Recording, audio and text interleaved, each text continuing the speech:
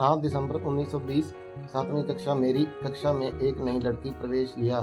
चलो उसे पी उसके नाम का पहला अक्षर कहते हैं। वह बहुत सरल, संस्कारी और बुद्धिमान है, लेकिन पहली बार जब मुझे उसके लिए कुछ महसूस हुआ, वह झारखंड में स्थित पार्श्वनाथ हिल की एक स्कूल यात्रा के दौरान था। मैं उस समय 7वीं कक्षा में था। यात्रा के लिए 2 बसें थीं, एक लड़कियों के लिए और एक लड़कों के लिए। क्योंकि मेरा स्कूल बहुत संस्कारी प्रकार का है, मैं गलती से लड़कियों की बस में चढ़ गया।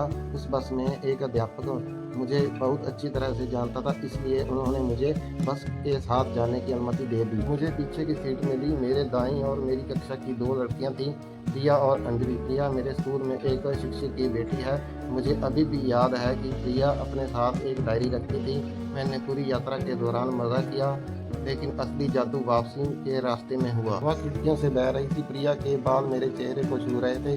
वह नींद महसूस कर रही थी, इसलिए कभी-कभी उसका सिर मेरे कंधे को छू जाता था, लेकिन वह हर बार अचानक जाग जाती थी। मैं यह लिखते हुए सचमुच मुस्कुरा रहा हूँ। मैं कोई पेशेवर लेखक नहीं हूँ, इसलिए कृपया गलतियों को नज़रअंदाज करें। समय बीतता गया, लेकिन मैंने अपनी शर्मीलेपन की वजह से ट्रिप के बाद कभी उससे बात नहीं की।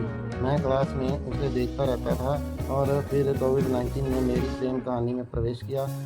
9वीं कक्षा 2021-22 में मैं एक गर्लफ्रेंड बनाना चाहता था, क्योंकि मेरी कोई भी गर्लफ्रेंड नहीं थी। मैं बस यह जानना चाहता था कि गर्लफ्रेंड होने का एहसास क्या होता है, और यह मेरी ज़िंदगी की सबसे बड़ी गलती साबित हुई। मैंने अपनी सबसे अच्छी दोस्त अंजलि को प्रपोज़ किया और उसने स्वीकार कर दिया। मुझे वाक़ई लगा कि प्रिया के मन में भी मेरे लिए कुछ भावनाएँ हैं। मेरी बेवकूफ़ी की भरी गलती की वजह से उसने मुझे कभी नहीं बताया।